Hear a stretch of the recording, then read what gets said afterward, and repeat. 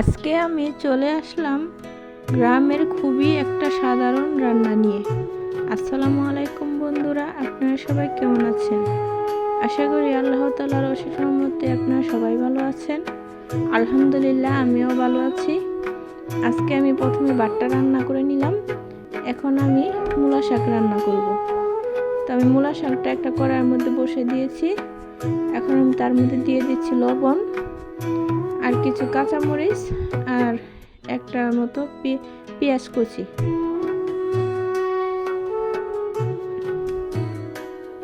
আমি লবণটা আর মরিচটা শাকের সাথে মিশিয়ে দিচ্ছি। আমার আজকের রান্নাটা একদমই খুব সাধারণ একটা রান্না, একদম গ্রামের যেরকম আধুনিক একেবারে আর কি গ্রামের একটা স্টাইলের রান্না। তো এর মধ্যে কোনো আধুনিকের কোনো ছোঁয়া নেই। আমি খুব গ্রামীণ পদ্ধতিতে রান্নাটা করছি, একদম সাধারণভাবে।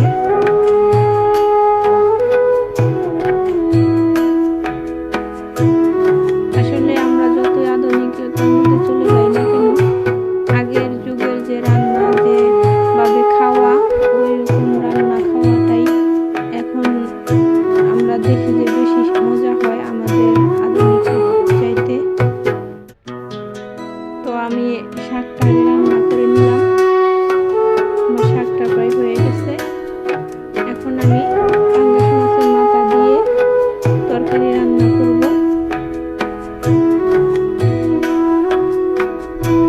শাকটাকে ভালো করে নেড়ে চেড়ে এখন উঠিয়ে ফেলবো।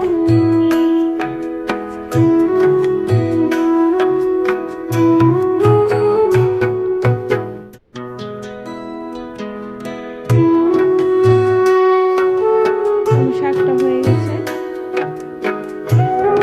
এখন শাকটাকে নামিয়ে নিচ্ছি।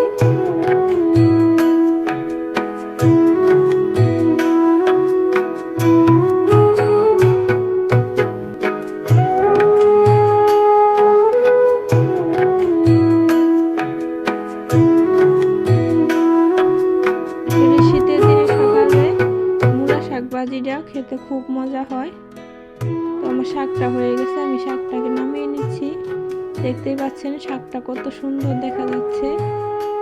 এখন আমি রান্না করব সিম দিয়ে, আর ওই যে মূলা শাকটা রান্না করলাম তার ছোট ছোট কিছু মূলা আমি নিয়ে নিয়েছি ডাটা সহ, আর আছে টমেটো আর নতুন আলু দিয়ে রান্না করব। এখানে আমি আদা রসুন ছেঁচে আলাদা করে নিয়েছি, আর পেঁয়াজ কুচি আর কাঁচামরিচ কুচি। এখানে আছে হলুদ, ধনে গুঁড়া আর মরিচের গুঁড়া। তো আমরা এখন রান্নাটা বসিয়ে দেব। প্রথমে আমি তেলের মধ্যে আদা রসুন ছেঁচা দিয়ে নিয়েছিলাম সেটা, আর পেঁয়াজ কুচি কাঁচামরিচ কুচিটা দিয়ে দিলাম।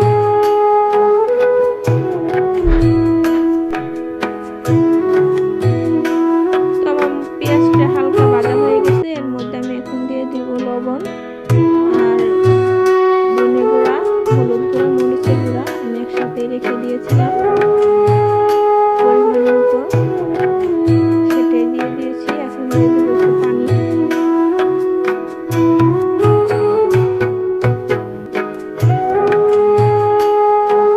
আপনারা বাসায় অবশ্যই এভাবে রান্না করে খেয়ে দেখবেন। বাটাটার চাইতে যে আমি যে রসুন আর আদাটা যে আমি ছেঁচে দিয়েছি সেটাই মজা হবে অন্যরকম। তো আমি এখন তরকারিগুলোকে দিয়ে দিব। আমি মাছের মাথাটা দিয়ে এগুলোকে ভেঙে রান্না করব।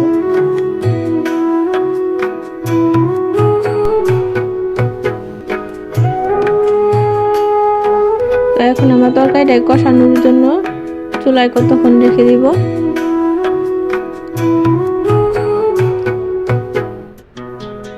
তো দেখতেই পাচ্ছেন বন্ধুরা কত সুন্দর দেখা যাচ্ছে, একদম গ্রামীণ পদ্ধতিতে রান্নাটা করছি আমি। খুবই সুন্দর দেখা যাচ্ছে তরকারিগুলো, কালারটা একদম সবুজ সবুজ আছে। আসলে আমার কাছে খুবই ভালো লাগছে, আর এই তরকারিটা খেতে অনেক মজা লাগবে।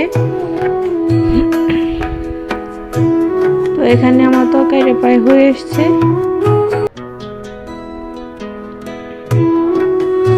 তো দেখতে পাচ্ছেন আমি মাথাটাকে ভেঙে ফেলেছি তরকারির সাথে। তো আমার তরকারিটা হয়ে গেছে, এবার নামিয়ে নিব। এই যে আমি এখানে দুটো মূলা পিস, 3 পিস মূলা আর শাক, শুকনা মরিচ আর ধনেপাতা দিয়ে শুটকি ভর্তা আমি আগেই করে রেখেছিলাম, সেগুলো দিয়ে এখন আমি খেয়ে আপনাদেরকে দেখাচ্ছি। আসলে মূলা শাক দিয়ে মূলা দিয়ে খেতে এত টেস্ট, আপনারা অবশ্যই বাসায় খেয়ে দেখবেন। আপনাদের কাছে অনুরোধ করলো, আমরা অনেকেই মূলা খেতে চাই না, তবে মূলা আমাদের খুবই একটা উপকারী সবজি, পেটের জন্য আমাদের খুবই উপকার, কিন্তু আমরা তারটা বেশি একটা মর্ম দিই না। আপনারা এভাবে অবশ্যই একবার বাসায় খেয়ে ট্রাই করে দেখবেন, অনেক ভালো লাগবে। তো আমার ভিডিওটা যদি ভালো লাগে আপনারা লাইক সাবস্ক্রাইব করে দিবেন। আবার দেখা হবে নতুন কোনো ভিডিওতে, ততক্ষণ আপনারা ভালো থাকবেন, সুস্থ থাকবেন। আর আমার ভিডিওগুলা আপনারা মন দিয়ে একটু দেখবেন।